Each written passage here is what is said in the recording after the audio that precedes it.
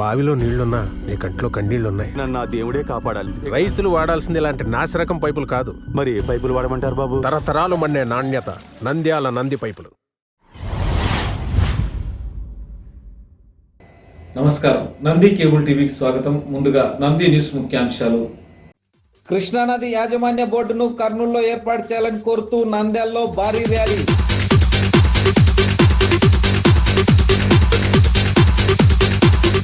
అంతర్జాతీయ మహిళా దినోత్సవం సందర్భంగా రామకృష్ణ డిగ్రీ కళాశాలలో ఉమెన్స్ క్రియేటివ్ కాంటెస్ట్.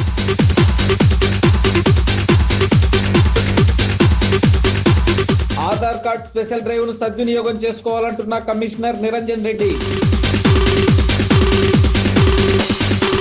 కృష్ణానది యాజమాన్యం బోర్డును కర్నూలులో ఏర్పాటు చేయాలని కోరుతూ మంగళవారం నంద్యాల పట్టణంలో రాయలసీమ సాగునీటి సాధన సమితి ఆధ్వర్యంలో భారీ ర్యాలీ నిర్వహించారు.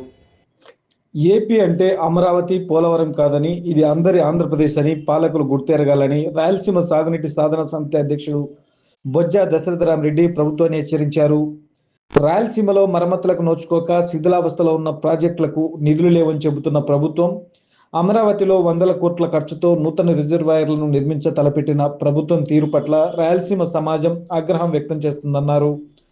కృష్ణానది యాజమాన్య బోర్డును కర్నూలులో ఏర్పాటు చేయాలని కోరుతూ రాయలసీమ సాగునీటి సాధన సమితి ఇచ్చిన పిలుపు మేరకు మంగళవారం నంద్యాలలో వందలాది మంది రైతులతో పట్టణంలో భారీ ర్యాలీ నిర్వహించారు. ఈ ర్యాలీకి వైసీపీ, సిపిఐ, సిపిఎం, ముస్లిం లీగ్, ఐకేఎస్ తో పాటు రైతు, వాణిజ్య, వర్తక, కార్మిక సంఘాలతో పాటు ప్రజా సంఘాల మద్దతు ప్రకటించి ర్యాలీలో పాల్గొన్నారు.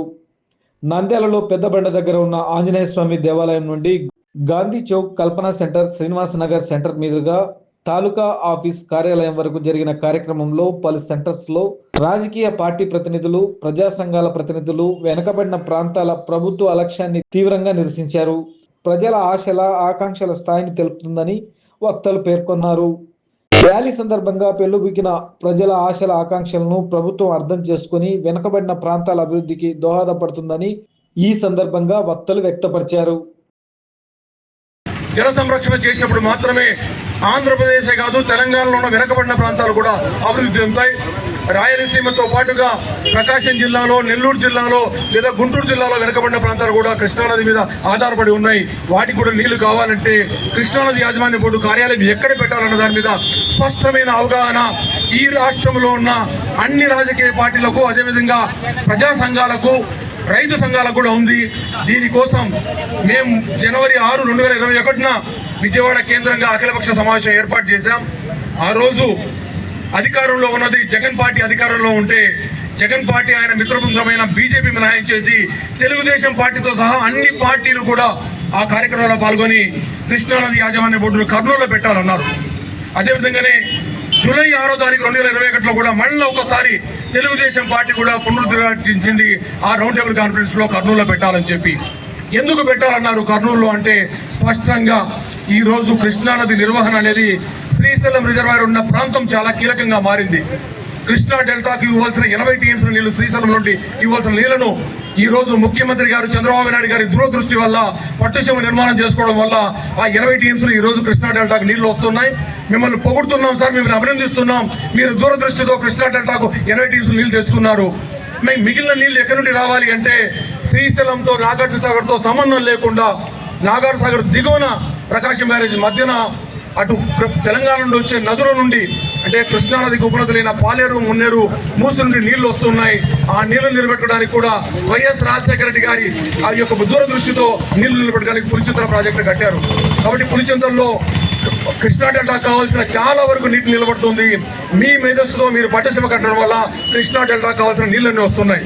మిగిలిన ప్రాంతం ఏంటి? ఈరోజు రాయలసీమ ప్రాంతం, అదేవిధంగా వెనకబడిన ప్రకాశం జిల్లా ప్రాంతం, వెనకబడిన నెల్లూరు జిల్లా ప్రాంతం, నాగార్జున రాయకట్టు, అదేవిధంగా తెలంగాణలో మహబూబ్ నగర్, నల్గొండకు నీళ్లు కావాలి.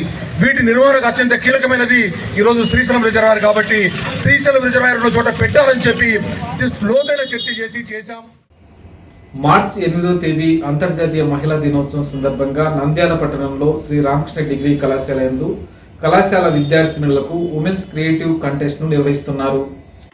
స్థానిక శ్రీ రామకృష్ణ అటానమస్ డిగ్రీ కళాశాలలో మార్చి 8వ తారీఖున అంతర్జాతీయ మహిళా దినోత్సవం సందర్భంగా మహిళా సాధికారత ఉమెన్స్ డే క్రియేటివ్ కాంటెస్ట్ అంశంపై నిర్వహించి పోటీల పోస్టర్ను మంగళవారం రామకృష్ణ విద్యా సంస్థల chairman doctor Ramakrishna Reddy, director Hemanth Reddy సమక్షంలో విడుదల చేశారు.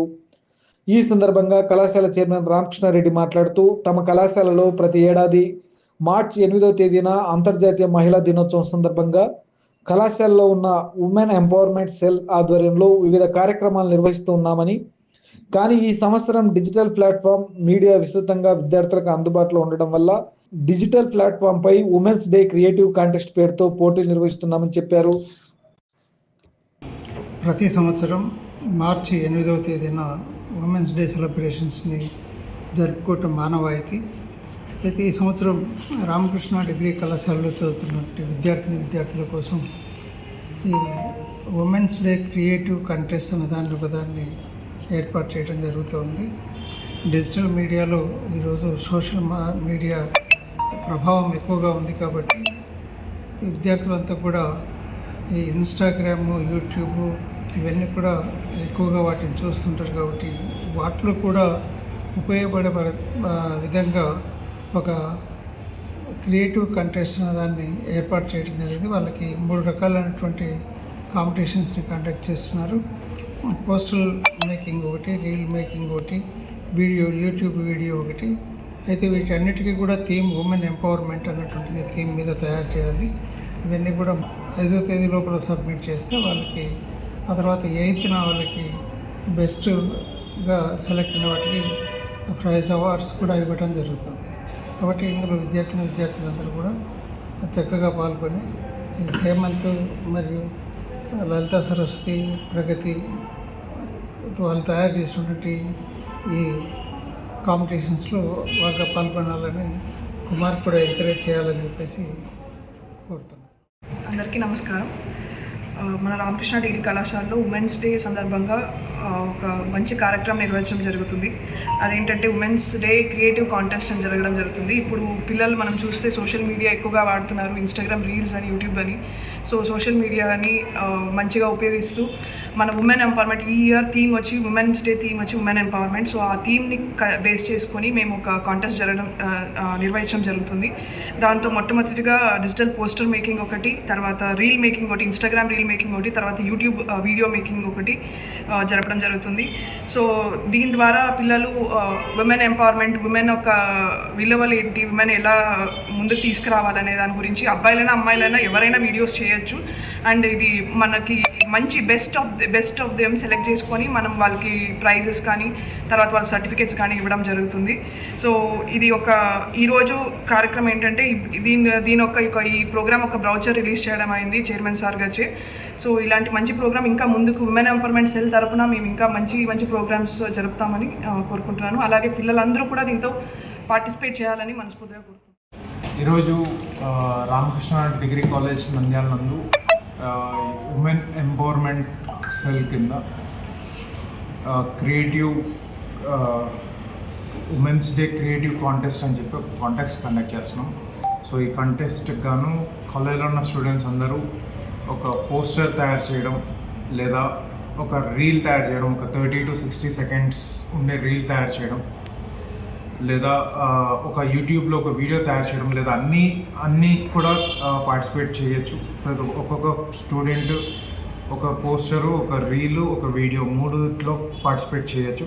సో ఈ యొక్క కాంటెస్ట్ కండక్ట్ చేస్తున్నాం. రేపు మార్చ్ 8న జరిగే ఇంటర్నేషనల్ ఉమెన్స్ డే సందర్భంగా కాలేజ్లో పిల్లలకి ఈరోజు పిల్లలందరూ ఉన్న సోషల్ మీడియా ఇంటరాక్షన్ అయితేమి, సోషల్ మీడియా పిల్లలు యూజ్ చేయడం అయితేమి, మనకు తెల్లారితే మన డైలీ లైఫ్లో సోషల్ మీడియా పార్ట్ అయిపోయింది. సో కానీ at the same time social మీడియాని చెడ్డగానే కాదు మంచిగా కూడా చాలా యూజ్ చేసుకోవచ్చు. అది ఎలా యూజ్ చేయొచ్చు ఏంటి అనేది ఇలాంటి కార్యక్రమాలు జరిగినప్పుడు స్టూడెంట్స్కి ఒక కైండ్ ఆఫ్ మోటివేషన్ ఉంటుంది.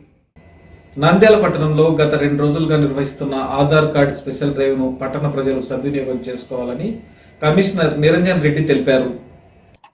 ఈ సందర్భంగా నంద్యాల మున్సిపల్ కమిషనర్ నిరంజన్ రెడ్డి మాట్లాడుతూ జనన ధృవీకరణ పత్రం ఉండి ఆధార్ కార్డు లేని వారికి ఆధార్ కార్డ్ డాక్యుమెంట్ అప్డేట్ తేదీ గత 2 రోజులుగా 28వ తేదీ వరకు నిర్వహిస్తున్నారు. 6 సంవత్సరాల లోపు వారు 21,916 మంది, 5 సంవత్సరాల నుండి 15 సంవత్సరాల లోపు వారు 63,498 మంది, 15 సంవత్సరాలు నిండిన వారు 68,078 మంది, అందుకు గాను మొత్తం 1,31,576 మందికి ఆధార్ కార్డు నమోదు చేసుకున్నట్టు కొరకు స్పెషల్ డ్రైవ్ క్యాంప్ నిర్వహించబడినని, కావున నంద్యాల పట్టణంలోని సచివాలయ సిబ్బంది తమ సచివాలయ పరిధిలోని స్కూల్స్లలో అంగన్వాడీ టీచర్లు విద్యార్థులకు ప్రజలందరికీ తెలియపరిచి ఈ అవకాశాన్ని వినియోగించుకోవాల్సిందిగా తెలియజేశారు. మన నంద్యాల పట్టణంలో ఆధార్ లేకుండా ఉన్న చిన్నపిల్లల సంఖ్యను గుర్తించి మరి 0 to 6 years అట్లాగే పై వయసులో ఉన్న వాళ్ళందరికీ కూడా 24వ తేదీ నుంచి 28వ తేదీ వరకు ప్రత్యేకమైన ఆధార్ క్యాంపులు ఏర్పాటు చేసి తద్వారా పిల్లలందరినీ కూడా ఆధార్ కార్డు వాళ్ళకి మంజూరు చేయడం కోసం చర్యలు అనేవి చేపట్టడం జరిగింది. మరి ప్రభుత్వ ఆదేశాలతోటి మన పట్టణంలో ఏర్పాటు చేసిన ఈ 4 ఆధార్ క్యాంపులను వాటికి సంబంధించిన షెడ్యూల్ను కూడా మనం విడుదల చేయడం జరిగింది. అది కూడా అది మీడియా వారి ద్వారా మీకు ఆ తేదీలు ఎక్కడైతే క్యాంపు నిర్వహించబడుతుందో ఆ క్యాంపు యొక్క నిర్వాహకుల యొక్క వివరాలు, ఫోన్ నెంబర్స్తో సహా కూడా మనం అందరికీ కూడా తెలియపరచడం జరిగింది. ప్రజల కొరకు ఈ సౌలభ్యాన్ని ప్రజలు వినియోగించుకొని వారి యొక్క పిల్లలకు సంబంధించిన వివరాలను ఆధార్ కేంద్రం నందు లేదా ప్రత్యేకంగా ఏర్పాటు చేసిన ఆధార్ స్పెషల్ క్యాంప్ నందు మీరు నమోదు చేయించుకొని ఆధార్ కార్డు అనేది మీరు పొందవచ్చని చెప్పేసి అందరూ కూడా తెలియజేస్తారు. నంది న్యూస్ ముగించే ముందు ముఖ్యాంశాలు మరోసారి. కృష్ణానది యాజమాన్య బోర్డును కర్నూలులో ఏర్పాటు చేయాలని కోరుతూ నంద్యాలలో భారీ rally.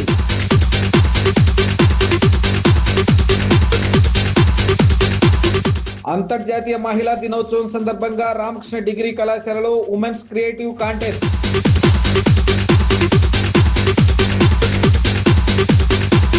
Aadhaar card special drive ను సద్వినియోగం చేసుకోవాలంటున్న కమిషనర్ నిరంజన్ రెడ్డి. నంది న్యూస్ ఇంతటితో సమాప్తం. నమస్కారం.